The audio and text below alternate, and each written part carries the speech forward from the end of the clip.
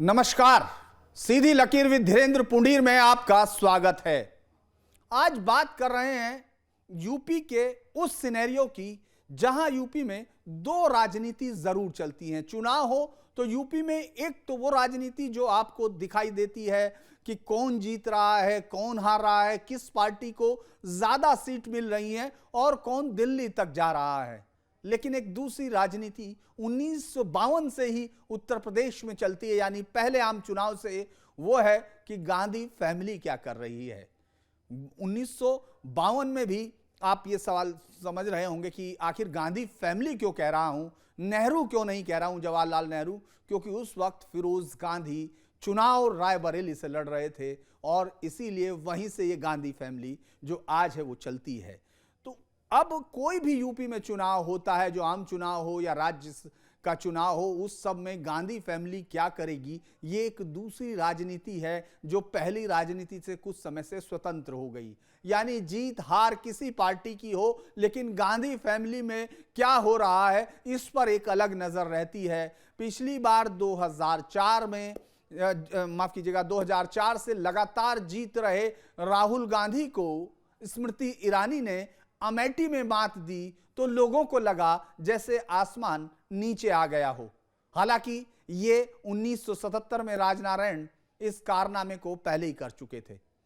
इस पूरे मसले पर आज हम बात करते हैं कि जब यूपी में कांग्रेस आज की डेट में कहीं लड़ाई में नहीं है, विधानसभा चुनाव में प्रियंका गांधी को लाकर चेहरा बनाने के बावजूद वहां किसी भी किस्म से कांग्रेस कहीं दिखाई नहीं दी, सिर्फ 2 सीटों को छोड़ दें, तो ऐसे में अब कांग्रेस की चर्चा क्यों? तो हम कांग्रेस की चर्चा से ज्यादा गांधी फैमिली उत्तर प्रदेश में क्या है, गांधी खानदान इस बार यूपी में क्या करने जा रहा है, इस पर आज बात करेंगे, क्योंकि यह एक अलग राजनीति है। रायबरेली हो, अमेठी हो, पीलीभीत हो या फिर सुल्तानपुर, ये वो सीट है जिन पर अब गांधी फैमिली के लोग ही कब्जा करते हैं, जीतते हैं और अमेठी में तो हारते भी हैं। चलिए आज मेरे साथ इस चर्चा पर बात करने के लिए अभय कुमार हैं, जिनसे आप बहुत भरे भांति परिचित हैं। अभय जी हैं, उसके बाद मेरे रिपोर्टर अविनाश हैं जो आपको लखनऊ से हर एक चीज पर जानकारी देंगे। क्या लग रहा है कि चुनाव में इस बार वापस राहुल गांधी आ रहे हैं अमेठी? जो अभी होना है, अभी नाम नहीं आया और उम्मीद की जा रही है कि शायद पहली लिस्ट में अपने कार्यकर्ताओं का मनोबल बढ़ाने के लिए वापस लौट आएंगे, लेकिन आपको ग्राउंड क्या कहता हुआ दिख रहा है? देखिए धीरेन्द्र जी, न्याय यात्रा, चूंकि हाल ही में राहुल गांधी न्याय यात्रा लेकर अमेठी और रायबरेली पहुंचे थे और देखा जाए तो एक लंबे वक्त के बाद, चूंकि पहले होता ये था 2019 से पहले कि वो लगातार अमेठी जाते रहते थे, वहां के कार्यकर्ताओं से, लोगों से मुलाकात करते रहते थे। लेकिन 19 में वायनाड से चुनाव जीतने के बाद और अमेठी से चुनाव हारने के बाद कहीं ना कहीं राहुल गांधी कट गए थे और इसका कह सकते हैं कि जो वहां का कोर एक वोटर है कांग्रेस पार्टी का, उसमें थोड़ी नाराजगी भी दिखती थी। लेकिन न्याय यात्रा के बाद परिस्थितियां काफी बदल चुकी हैं। चूंकि न्याय यात्रा में जब अमेठी पहुंचे थे तो अच्छा खासा समर्थन राहुल गांधी को वहां पर मिलता हुआ दिखा। चूंकि इसके पीछे वजह यह है कि बहुत लंबे समय तक, कई दशकों तक मजबूत गढ़ अमेठी रही है कांग्रेस पार्टी की। तो वैसे में अब इस बात की प्रबल संभावना दिख रही है कि अमेठी से राहुल गांधी चुनाव लड़ने जा रहे हैं और साथ में जो बगल की सीट, यानी कि जो बगल का जिला है रायबरेली, वहां से प्रियंका गांधी भी चुनाव लड़ने जा रही हैं। और सूत्र बता रहे हैं, जो कि अगर हम यूपी पीसीसी के जो तमाम पदाधिकारी हैं उनकी बातचीत से ऐसा लग रहा है कि शायद सहमति बन गई है वहां से चुनाव लड़ने पर।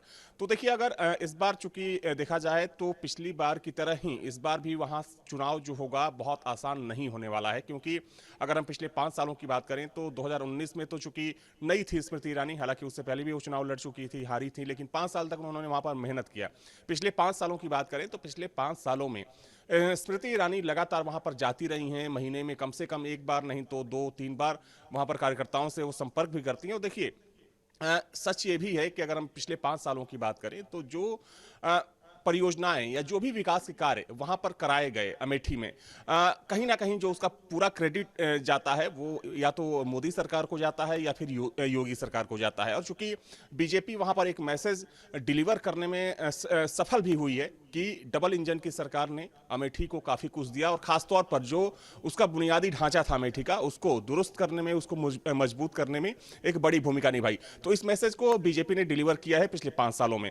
तो अगर अमेठी से एक बार फिर से राहुल गांधी चुनाव लड़ते हैं और अगर एक बार फिर से वो वायनाड से चुनाव पर्चा दाखिल करते हैं, क्योंकि देखिए धीरेन्द्र जी, जब हम लोग पिछली बार यानी कि 19 में जब वहां पर कैंपेनिंग को कवर कर रहे थे, इलेक्शन कवर कर रहे थे, तो कहीं ना कहीं वहां के लोगों में इस बात की नाराजगी भी दिखती थी कि आखिर अमेठी तो राहुल गांधी का अपना घर था, सबसे मजबूत किला माना जाता था, तो उनको वायनाड जाने की क्या जरूरत थी।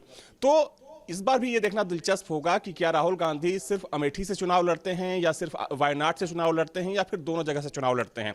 और अगर वो अमेठी के साथ साथ वायनाड से भी चुनाव लड़ते हैं तो परिस्थितियां कुछ 2019 के चुनाव जैसा बन सकती है, जिसमें कांग्रेस पार्टी को एक बार फिर से हो सकता है एक नुकसान उठाना पड़ सकता है। हालांकि देखिए, चूंकि ये भी सच है कि 10 सालों की एंटी इनकम्बेंसी है और उसका असर भी कहीं ना कहीं स्मृति ईरानी के चुनाव पर साफ तौर पर देखने को मिलेगा, क्योंकि एक धड़ा ऐसा भी है जिसका मानना है अमेठी में कि जितना कांग्रेस ने आजादी के बाद अमेठी के लिए काम किया, रायबरेली के लिए काम किया, किसी सरकार ने काम नहीं किया। खैर, चूंकि आरोप प्रत्यारोप तो चलता रहता है, लेकिन अगर हम दूसरी सीट की बात करें, रायबरेली की बात करें, तो देखिए रायबरेली से चूंकि सोनिया गांधी सांसद भी आऊंगा अविनाश, पहले मैं मोहित से पूछ लेता हूं। मोहित, दिल्ली में कांग्रेसी नेताओं की जो कानाफूसियां हैं उनको बहुत करीने से सुनते हैं, उन्हीं को समझते हैं। क्या वजह है मोहित कि 4 बार महज गए अमेठी में राहुल गांधी और अभी फिर वापस आकर चुनाव लड़ने का खम ठोक रहे हैं? आपको क्या लग रहा है कि क्यों इस अमेठी के लोग उनके साथ वापस खड़े होंगे? ऐसा विश्वास है कांग्रेस को?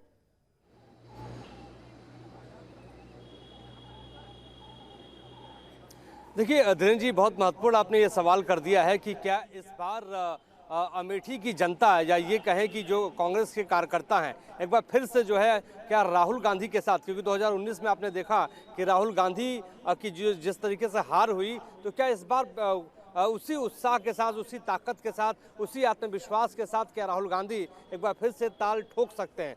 तो देखिए, जो तैयारियां हैं, खासतौर पे हम दिल्ली की बात करें तो दिल्ली का जो मैकेनिज्म है कांग्रेस पार्टी का, वो वहां पर उसे सक्रिय कर दिया गया है अमेठी के भीतर। तो ये माना जा रहा है कि राहुल गांधी वहां से ताल ठोकते हुए नजर आएंगे। और आपको हम बता दें कि इस वक्त हम कांग्रेस हेडक्वार्टर के भीतर मौजूद हैं, हम वहीं पे बैठे हुए हैं और थोड़ी देर के बाद केंद्रीय चुनाव समिति की पहली बैठक लोकसभा चुनाव के मद्देनजर होने वाली है, जिसमें सोनिया गांधी, राहुल गांधी, मल्लिकार्जुन खड़गे सहित तमाम जो मेंबरान हैं, 15 जो सदस्य हैं कांग्रेस इलेक्शन कमेटी के, वो इस बैठक में शामिल होंगे। 10 राज्यों को लेकर इसमें जो है चर्चा की जाएगी। लेकिन आज उत्तर प्रदेश को लेकर चर्चा नहीं है, आज उत्तराखंड को लेकर चर्चा नहीं है, आज मध्य प्रदेश को लेकर चर्चा नहीं है। आज 10 राज्यों में जो है नॉर्थ ईस्ट के जो है राज्य हैं, जिसमें मणिपुर है, सिक्किम है, मेघालय है। अगर हम हिंदी बेल्ट में आते हैं तो छत्तीसगढ़ को लेकर आज चर्चा की जाएगी। इसके अलावा कर्नाटक को लेकर आज चर्चा की जाएगी, लेकिन उत्तर प्रदेश और उत्तराखंड नहीं है। तो ये सवाल हमने कुछ नेताओं से पूछा कि आखिर आप उत्तर प्रदेश को लेकर आप चर्चा क्यों नहीं करना चाहते हैं, तो उनका ये कहना है कि जो है आज हम अभी रणनीति बनाने में लगे हुए हैं। तो जो रणनीति है, खासतौर पर देखिए 17 सीटों पे ही कांग्रेस पार्टी को उत्तर प्रदेश में लड़ना है, तो जो रणनीति है वो भी मुकम्मल नहीं हो पाई है। स्क्रीनिंग कमेटी की जो बैठक होनी थी खासतौर पे लोकसभा चुनाव को लेकर, वो भी अभी मुकम्मल नहीं हो पाई है। जो पैनल्स बनाए जाते हैं वो भी पैनल अभी मुकम्मल तौर पे नहीं बनाया गया है। लेकिन हाँ, जो हमारे सूत्र बता रहे हैं कि प्रियंका गांधी एक बार फिर से रायबरेली से प्रियंका गांधी सोनिया गांधी की जगह जो है रायबरेली में उतारी जाएंगी। अच्छा, मैं रायबरेली पे आता हूं, लेकिन एक सवाल मोहित आपसे है। दरअसल दर्शक जो है सच उस तरह से सुनना चाहते हैं कि उनको लगे कि हाँ वो फील्ड के लोगों से बात कर रहे हैं। आप ये बताओ, 2014 के चुनाव में जब हम और आप घूम रहे थे, अमेठी में रुकने के लिए कितने होटल थे? जी बताइए। नहीं, बिल्कुल आपने सही कहा कि जो जो जो बिल्कुल जो विकास जिस रूप में होना चाहिए था वो अमेठी का विकास नहीं हो पाया है। बुनियादी तौर पे होटल्स उतने नहीं थे, हमें रायबरेली में रुकना पड़ता था। तो निश्चित तौर पे होटल्स को लेके जो है उतने होटल्स नहीं बन पाए थे, लेकिन कांग्रेस पार्टी का और गांधी परिवार का ये कहना रहा है कि हमने विकास जो है रोजगार के क्षेत्र में किया है। हमने रायबरेली में कुछ फैक्ट्री लगाया, हमने वहाँ पे जो है हॉस्पिटल्स बनाया, हमने वहाँ पे पायलट्स की ट्रेनिंग को लेके इंस्टीट्यूट बनाया। तो उनका ये कहना था कि हम धीरे धीरे जब हम पहली बार जब वहाँ पर राजीव गांधी अमेठी पहुँचे थे तो वहाँ पर विकास बिल नाम का कोई चीज़ वहाँ पे थी नहीं। तो हमने इसीलिए अमेठी को चुना था कि हम वहाँ पे एक सर्वांगीण विकास कर पाए। लेकिन जो आपने ये सवाल उठाया है कि हाँ, मुझे लगता विकास है में आखिर कि आप बिल्कुल सही कह रहे हैं, क्योंकि ये भाषा मैं अक्सर सुनता हूं कि सर्वांगीण विकास, लेकिन मैं इसलिए कह रहा हूं 2014 के चुनाव में जब अमेठी को हम लोग कवर कर रहे थे तो एक होटल हुआ करता था जो सामने मेन बाजार में, जिसमें कि एक रूम एसी हुआ करता था, जिसके लिए चूंकि कोई वीआईपी आता था तो इसके लिए उसको रिजर्व रखा जाता था।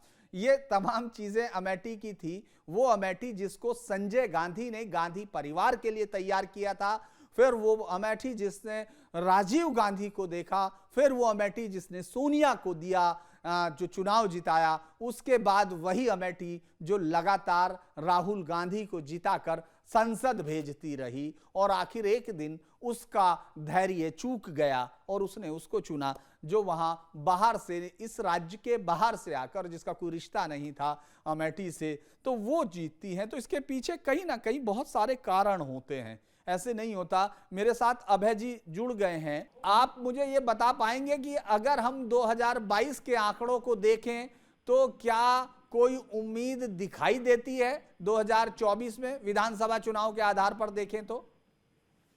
बिल्कुल नहीं पुनीर साहब, अगर हम अमेठी लोकसभा सीटों पर जो 5 सीटें आती है उन पर अगर हम बात करें तो कांग्रेस को 1,42,952 वोट आया था और रायबरेली के 5 विधानसभा सीट पर 1,40,706 वोट आया था। और मैं आपको बता दूं कि सिर्फ अमेठी लोकसभा सीट के जगदीशपुर में सिर्फ कांग्रेस से जमानत बची थी, नहीं तो चारों सीट पर जमानत जब्त हो गई थी कांग्रेस को। और अगर हम बात करें रायबरेली की तो रायबरेली सीट के बछरावा और 182 नंबर की जो सीट है उस पर इनकी जमानत बची थी जी। यस, उसी सीट पर इनकी जमानत बची थी, नहीं तो सभी सीटों पर इनकी मतलब 2 सीट पर और वहां 1 सीट पर। यहाँ तक बता दूं कि सिरोही में 10.72% वोट आया था, सलौर में 5.71% वोट आया था, गौरीगंज में 14.28% वोट आया था और अमेठी में 7.22% वोट आया था। और अगर हम नीचे भी उतर जाते हैं तो हरचंद्रपुर में 8.05% वोट आया था, रायबरेली में 6.50% वोट आया था और ऊंचाहार में 4.71% वोट आया था। तो देखिए ये आंकड़े जो है पूरी कहानी कह रहे हैं बहुत साफ गोई के साथ, क्योंकि आंकड़े किसी के नहीं होते, आंकड़ों पर इंटरप्रिटेशन जरूर किसी का हो सकता है। आंकड़े सच बता रहे हैं कि कांग्रेस के साथ अब अमेठी और रायबरेली का वो रिश्ता नहीं है, अब ये कांग्रेस के साथ ना होके गांधी परिवार के साथ रिश्ता है। इसीलिए हम जो आज बात कर रहे हैं वो गांधी परिवार की सियासत पर बात कर रहे हैं, चूंकि गांधी परिवार में मेनका गांधी, जो वरुण गांधी वो भी आते हैं, लेकिन हम रायबरेली की बात करते हैं। वो रायबरेली जहां वो शहर खुद टेस्ट देता है, परीक्षा में पास होता है, क्योंकि अगर गांधी फैमिली हार जाएगी तो रायबरेली फेल हो जाएगी, ये वहां के लोग कहते हैं। जब हम लोग चुनाव में जाते हैं, उस सड़क पर चलते हुए हम लोग जब गए जिसमें मीलों तक कोई रास्ता ही नहीं था, वो रास्ता हमको ढूंढने नहीं मिल रहा था, वो खुदा हुआ रास्ता,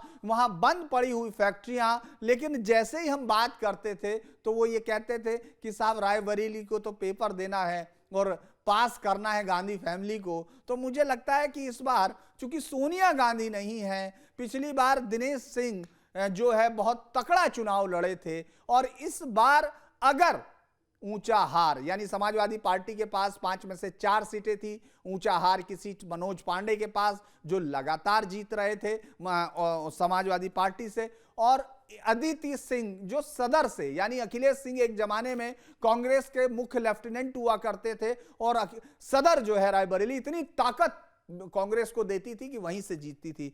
लेकिन रायबरेली के साथ बहुत इंटरेस्टिंग है, इतिहास के आंकड़े तो आपको बता ही रहे हैं, लेकिन मैं फिर भी बता देता हूं कि 17 बार वहां कांग्रेस जीती है। सिर्फ 2 बार अशोक सिंह बीजेपी से और 1 बार 77 का वो जो अद्भुत कारनामा किया था राजनारायण ने, वो था। अब मैं पूछता हूं कि इस विकास के पैमाने का कोई मतलब अभी तक तो नहीं रहा है अविनाश, क्योंकि विकास और कहानियां ये तो सब कॉर्नर पर रखी गई चीजें हैं, क्योंकि सई नदी के किनारे पूरी गंदगी है। हालांकि तब सवाल ये उठाया गया कि ये तो बनारस में कुछ नहीं किया, गंगा साफ नहीं हुई। लेकिन जो 1952 से जिस परिवार के साथ, सही मायने में तो 2 ही सीटें ऐसी थी जो 1952 से थी, या तो फूलपुर को आप कह सकते हैं या फिर रायबरेली को कह सकते हैं। तो अब अगर सोनिया गांधी हट गई हैं, वो तो राज्यसभा से आ गई हैं, आपको लगता है कि ये कितना ताकतवर प्रयोग होगा कि वो प्रियंका गांधी, जो अपनी पार्टी को वहां 5 में से 1 विधानसभा नहीं दिला पाई, आपको लगता है लोकसभा दे देंगी?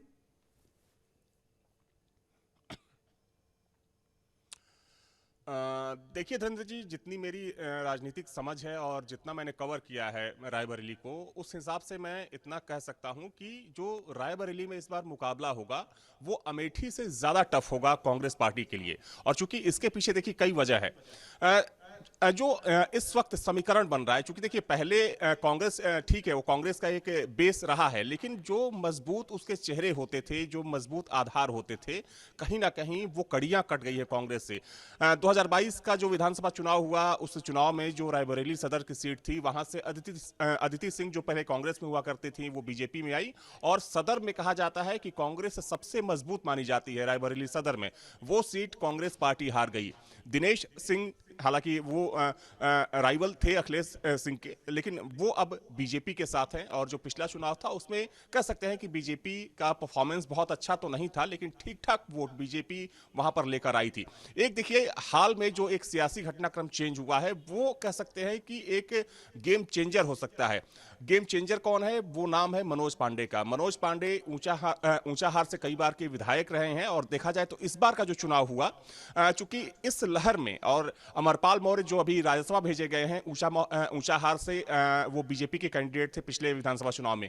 बीजेपी ने पूरी ताकत झोंक दी थी, लेकिन मनोज पांडे को बीजेपी ऊंचाहार में नहीं हरा पाई। इसके पीछे कहा जाता है कि कहीं ना कहीं जो वहां का ब्राह्मण वोट बैंक है धीरेन्द्र जी, उसमें मनोज पांडे बहुत तगड़ा पैठ रखते हैं, बहुत ही मजबूत पैठ उनकी मानी जाती है।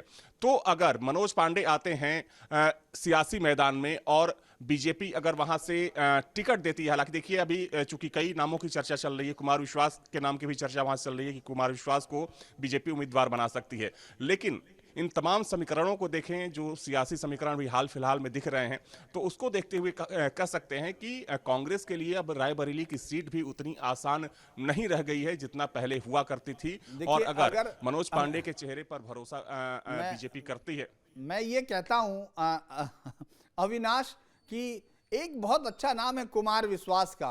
वो राज्यसभा चुनाव के टिकट होते हैं तो भी उनका नाम आ जाता है, फिर लोकसभा कहीं होती है तो उसमें भी उनका नाम आ जाता है, और वो वहाँ जो है बुरी तरह हारे थे अमेठी में, जब वो गांधी फैमिली और स्मृति ईरानी का मुकाबला कर रहे थे। तो मुझे ये समझ में नहीं आता कि बीजेपी के लोगों से ज़्यादा पत्रकार उनको लेकर इतना उत्सुक रहते हैं कि उनको हर जगह ले आते हैं कि आखिर कुमार विश्वास आएंगे। खैर, मैं मोहित आपसे एक सवाल ज़रूर पूछूंगा, उसके बाद आंकड़ों के हिसाब से हमको रायबरेली की कहानी ज़रूर समझाएंगे हमारे मित्र अभय जी। लेकिन यार एक बात बताइए कि सोनिया गांधी के साथ तो चलो रिश्ता था, उन्होंने चिट्ठी लिखी, परिवार के लिए कहा, प्रियंका गांधी से भी आपको लगता है रिश्ता बनेगा? और बनेगा तो किस लिए वोट मांगेंगी और किस आधार पर आपको लगता है? क्योंकि ये डिस्कशन आपके साथ हो रहा होता होगा, आप जब बैठते होंगे निजी बातचीत में उन तमाम नेताओं के साथ जिनको हम लोग थिंक टैंक कहते हैं, आला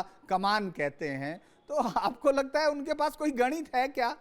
कौन सा गणित है जो प्रियंका गांधी विधानसभा के चुनाव में आती हैं, कोई असर नहीं छोड़ती और अब तक का सबसे खराब प्रदर्शन करने में कामयाब होती हैं वोट परसेंटेज के हिसाब से? आपको लगता है कि कोई जादू की छड़ी है? क्योंकि इससे पहले की जीत में आप देखोगे समाजवादी पार्टी और दूसरी पार्टियां सोनिया गांधी के सामने कोई कैंडिडेट खड़ा नहीं करती थी। और अब भले ही समाजवादी पार्टी के साथ उनका गठबंधन हो गया हो, लेकिन समाजवादी पार्टी के ही ताकतवर लोग अब इनके साथ आ रहे हैं बीजेपी के। दूसरा एक और भी कारण है कि सबसे बड़ी दलित आबादी वहाँ है, अगर आप रायबरेली में देखते हैं, और उनके पास अब कोई गांधी परिवार से ऐसा रिश्ता जुड़ता हुआ नहीं दिखता कि वो ये कह सके कि हाँ इनके साथ हैं। ब्राह्मण वो मनोज पांडे अगर लड़ते हैं या दूसरा कारण है, राजपूत वोट वो अलग है। तो सिर्फ एक रिश्ता था, वो गांधी परिवार से प्यार का रिश्ता था। तो आपको लगता है कि इसके अलावा भी कोई छुपी हुई रणनीति है जो बताना नहीं चाहते यहाँ के नेता प्रियंका गांधी के लिए?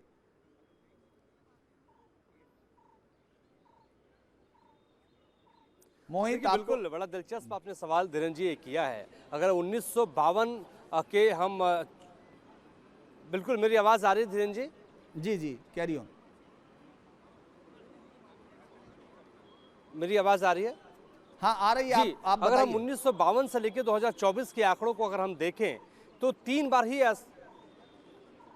जी, अगर हम 1952 से लेकर जब पहली बार लोकसभा चुनाव हुआ था और 2024 तक के आंकड़े को देखें तो ऐसा 3 ही बार हुआ है कि गांधी परिवार या कांग्रेस वहां से हारी है। पहली बार जो है आप जानते हैं, आप बेहतर राजनीति को समझते हैं कि इंदिरा गांधी 1977 में चुनाव हारी थी और वो नाराज हो गई थी, और इस बात को लेकर नाराज हो गई थी कि जो गांधी परिवार का जो रिश्ता रायबरेली से रहा है तो वो आखिर ऐसा क्या हो गया कि उनको मत नहीं मिले और राजनारायण से 1977 में वो हार जाती हैं। उसके बाद वो चिकमंगलूर जाती हैं और वहाँ से वो जीत कर आती हैं। आपको याद होगा कि 1980 में जब इंदिरा गांधी चुनाव लड़ी थी तो वो मेढक से भी लड़ी थी और रायबरेली से भी लड़ी थी, वो दोनों जगह से जीती थी। लेकिन उस वक्त भी इंदिरा गांधी नाराज रहती, कहती हैं कि मैं इस बार जो रायबरेली की जनता को ये बताऊंगी कि मैं जीत के जो है इस सीट को छोड़ूंगी, और मेढक से वो जीतती हैं और वो प्रधानमंत्री देश की बनती हैं।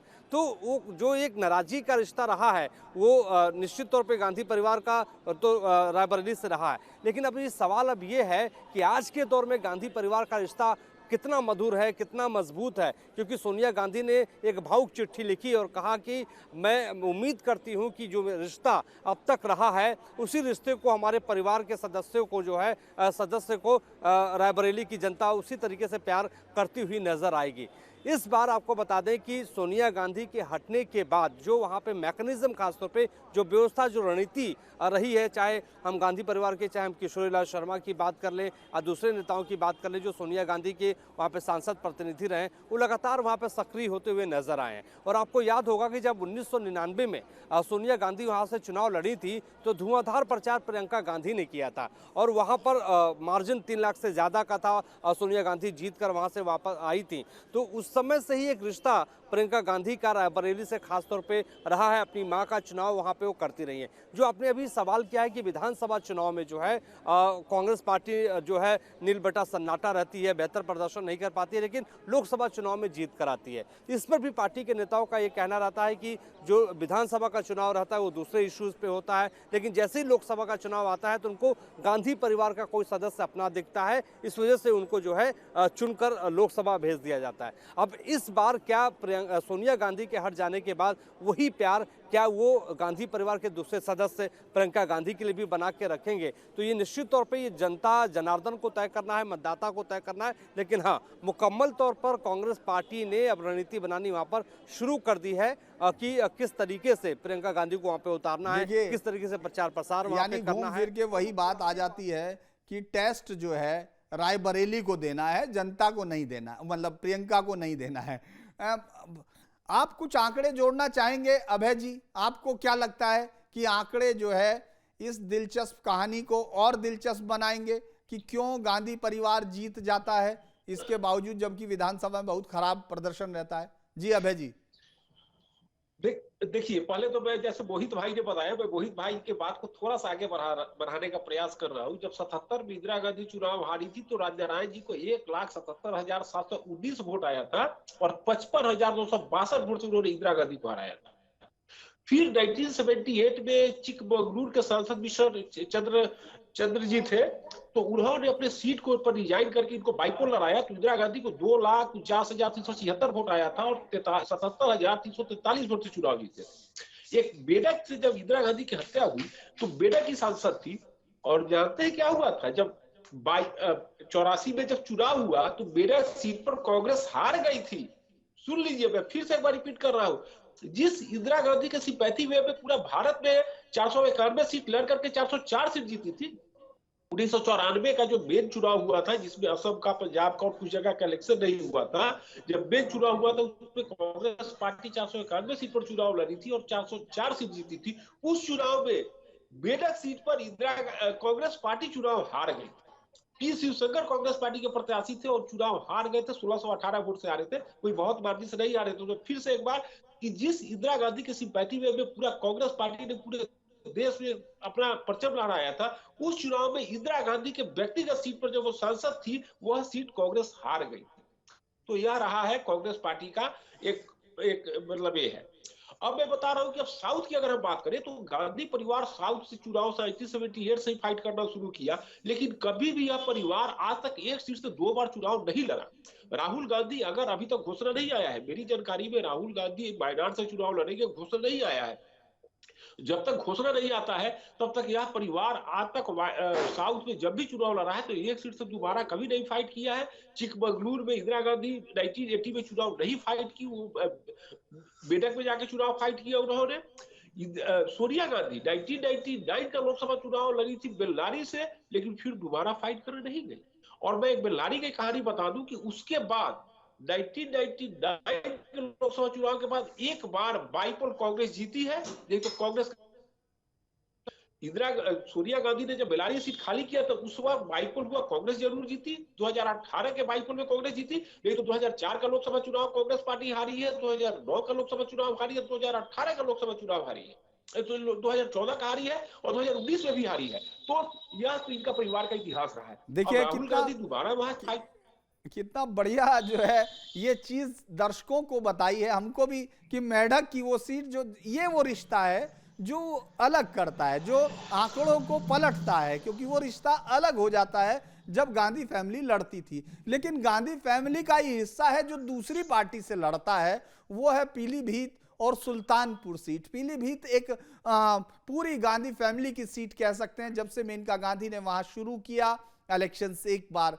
हारी, फिर दूसरी बार उन्होंने इलेक्शंस जब वो जीतने लगी 1989 से लेकर बीच में फिर 98 में वो हारी थी। इससे पहले 1981 में वो खुद राजीव गांधी के सामने अमेठी में लड़ी थी और वहां से हारने के बाद उन्होंने पीलीभीत की तरफ रुख किया था, वहां से लगातार जीतती रही। लेकिन इस बार क्या उनको टिकट मिलेगा या नहीं मिलेगा, क्या वो रहेंगी कि नहीं रहेंगी, आपको क्या लग रहा है विनाश? अभी तक लगातार आप देख रहे हैं, कल 3 पैनल के नाम भी भिजवा दिए गए हैं। आपको लग रहा है कि वो, और साथ में हम बात कर लेते हैं इसी में कि वरुण गांधी, आपको क्या लग रहा है दोनों के टिकट का मामला?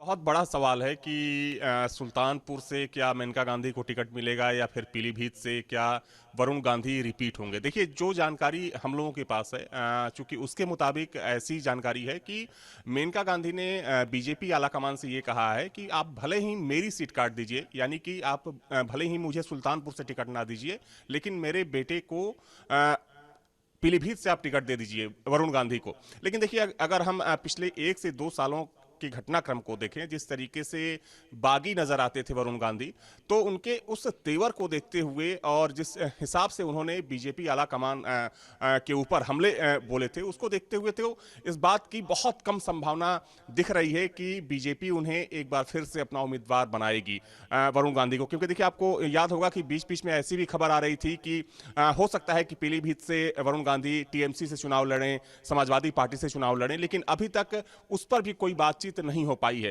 तो वैसे में ये कहना जल्दबाजी हो गई, क्योंकि देखिए, अभी जो कोर कमेटी की बैठक हुई थी मुख्यमंत्री के यहाँ, उसमें सीटों को लेकर, नामों को लेकर ही चर्चा हुई थी, और जो नामों का पैनल है बीजेपी आला कमान को भेज दिया गया है, और माना जा रहा है कि अगले 2 से 3 दिनों में जो दूसरी लिस्ट होगी बीजेपी की, वो जारी हो जाएगी, और उसमें ये साफ हो जाएगा कि क्या सुल्तानपुर से मेनका गांधी वहां से चुनाव लड़ने वाली हैं या फिर पीलीभीत से वरुण गांधी चुनाव लड़ेंगे या नहीं लड़ेंगे। लेकिन देखिए, जो पार्टी के अंदर जो बातचीत चल रही है, उस बातचीत को देखकर यही लगता है कि जो बीजेपी आला कमान है, यानी कि जो बीजेपी का संगठन है वो ना सिर्फ वरुण गांधी से नाराज है बल्कि वो मेनका गांधी से भी नाराज है। उसके पीछे वजह यह है कि जब वरुण गांधी अपनी ही सरकार पर, बीजेपी का सांसद होते हुए जब अपनी ही सरकार पर, अपनी सरकार की नीतियों पर, अपनी सरकार की योजनाओं पर जब बार बार सवाल उठाते थे, तब कभी भी मेनका गांधी ने उनको रोकने की कोशिश नहीं की या फिर पार्टी को कभी भी उन्होंने डिफेंड करने की कोशिश नहीं की।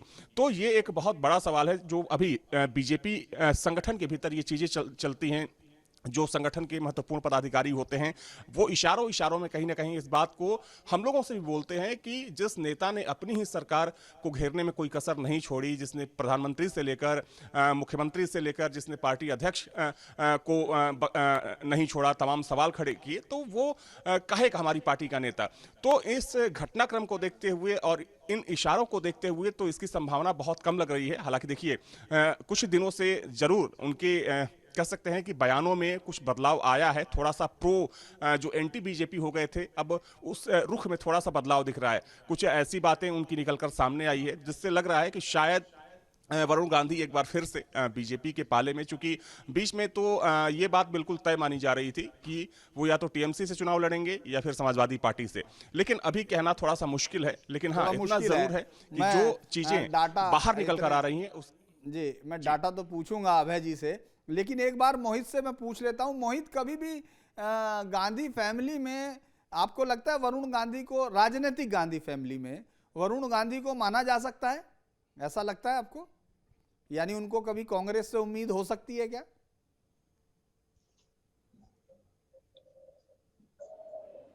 देखिए धीरेन्द्र जी, बहुत महत्वपूर्ण आपने सवाल कर दिया है और यही सवाल राहुल गांधी से भी पूछा गया है प्रेस कॉन्फ्रेंस के दौरान।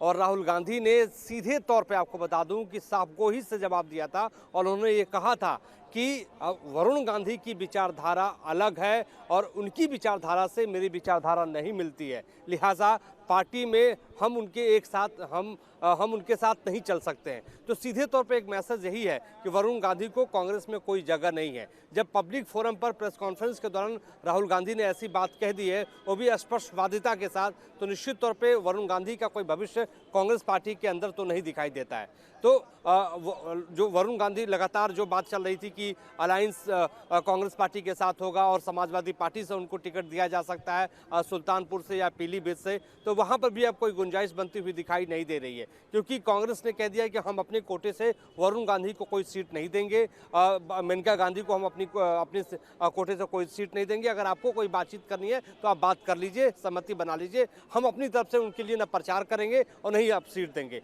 तो अब वरुण गांधी के पास चारा बचता क्या है? अब वरुण गांधी की जो तेवर, धीरेन्द्र जी आपने संसद को भी बहुत बारीकी से कवर किया है, वरुण गांधी के जो तेवर पहले हुआ करते थे, खासतौर पे 6-7 महीने 1 साल पहले, उस तेवर में कहीं ना कहीं हमें कह सके ढीलापन दिखाई दिया है। और तेवर जो ठंडे हुए, जो भारतीय जनता पार्टी के खिलाफ लगातार वो बोलते हुए नजर आते थे, तो उनको पता है कि अगर उनको बीजेपी से टिकट नहीं मिला तो फिर वो कहाँ जाएंगे। तो वो कहीं ना कहीं मेनका गांधी और वरुण गांधी में जो है दो लोगों को चुनाव मैदान में उतारने की बात चल रही थी, लेकिन हमारे जो सूत्र बता रहे हैं भारतीय जनता पार्टी के भीतर कि उनसे सीधे तौर पे कह दिया गया है कि या तो मां लड़ेंगी या तो बेटा चुनाव लड़ेगा, किसी एक को ही टिकट दिया जाएगा। तो अब दोनों को तय करना है कि दोनों में से कौन चुनावी मैदान में उतारा जाएगा। तो अभी का जो सिनेरियो है, चाहे हम कांग्रेस पार्टी की बात कर ले या हम भारतीय जनता पार्टी की बात कर ले, तो आप और अविनाश दोनों ने एक बड़ी दिलचस्प बात की। उन्होंने कहा, अविनाश ने, कि भाई वो असहज हो रहे थे और पार्टी नहीं देगी टिकट, चूंकि वो नेताओं के खिलाफ कह रहे थे। आपने कहा कि राहुल गांधी ने कहा हमारी विचारधारा अलग है। तो मुझे राहुल गांधी का 2004 में जब वो जीत कर आए, चूंकि हम लोग कवर भी कर रहे थे, तो एक इंटरव्यू भी उसमें याद आता है जब उन्होंने विदेशी प्रेस में किसी में कहा था कि मैं जातिवाद और इसके खिलाफ लड़ने आया हूं।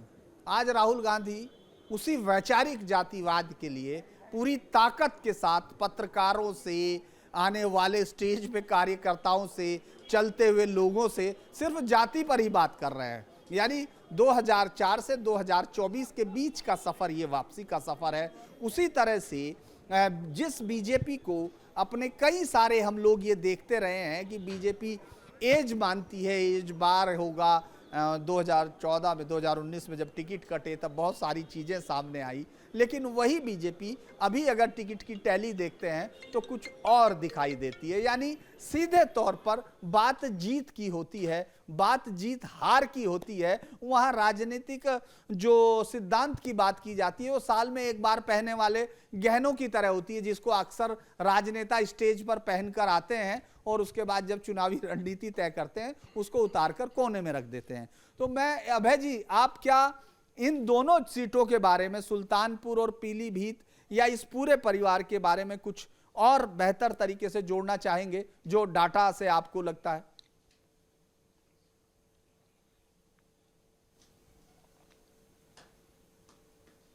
22 के लोकसभा चुनाव को ही बेंचमार्क मान ले तो काफी अच्छी स्थिति में है। पीलीभीत के 5 लोग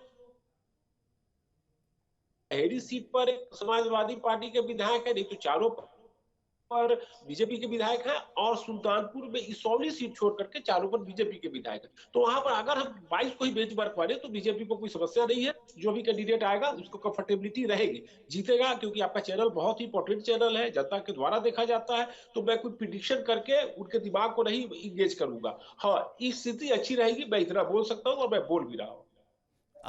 उसके अलावा अगर हम वही बात रही कि साउथ में अगर हम एक प्रकार की, या गांधी परिवार साउथ में जब कभी भी चुनाव लड़ा है 1978 के बाद से, तो एक सीट पर आज तक दोबारा कभी नहीं लड़ा है। अगर राहुल गांधी वायनाड से चुनाव लड़ने जाते हैं तो गांधी परिवार के तीसरे व्यक्ति होंगे जो चुनाव लड़ने गए हैं, लेकिन पहले व्यक्ति होंगे जो किसी एक सीट पर दोबारा चुनाव लड़ने जा रहे हैं। इंदिरा गांधी भी लड़ी थी तो सीट बदल ली थी।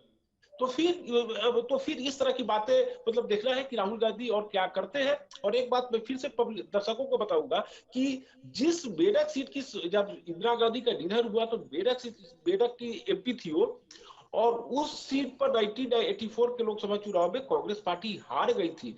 जिस सेंटीमेंट में पूरे भारत के लोगों ने मतलब जिस सेंटीमेंट में बाद में 414 सीट पूरी की गई और आज तक का रिकॉर्ड है, वो सेंटीमेंट उन्हीं की उस सीट पर नहीं चला जिस पर जीत कर आई थी, और उनके निधन के उनकी हत्या के बाद नहीं चला।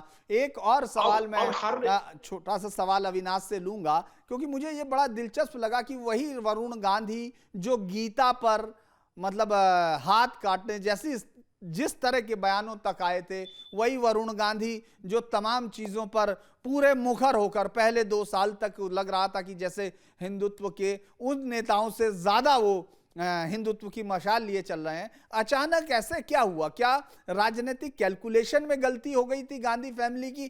क्या उनको ये लगने लगा था कि राहुल गांधी फेल होंगे तो वो गांधी बन सकते हैं? ऐसा कुछ लगने लगा था क्या, अविनाश?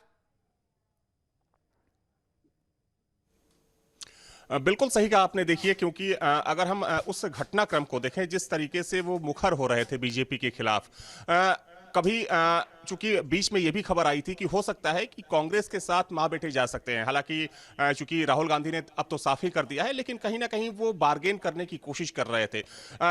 सूत्रों के हवाले से चूंकि ये भी जानकारी हम लोगों के पास आती रहती थी कि कहीं ना कहीं संगठन में जो हैसियत चाहते थे, जो पद चाहते थे, बीजेपी वो पद और हैसियत उनको देने के लिए तैयार नहीं थी। क्योंकि देखिए, ये नए जमाने की बीजेपी है, नए जमाने की भारतीय जनता पार्टी है, और इसमें अगर हम सांगठनिक ढांचे की बात करें, संगठन के लेवल की बात करें, तो इसमें अभी देखा जा रहा है कि अगर कोई नेता है वो खुद से ये तय नहीं कर सकता कि संगठन में या पार्टी में उसको कौन सा पद दिया जाए या फिर सरकार में क्या कुछ भूमिका दी जाए।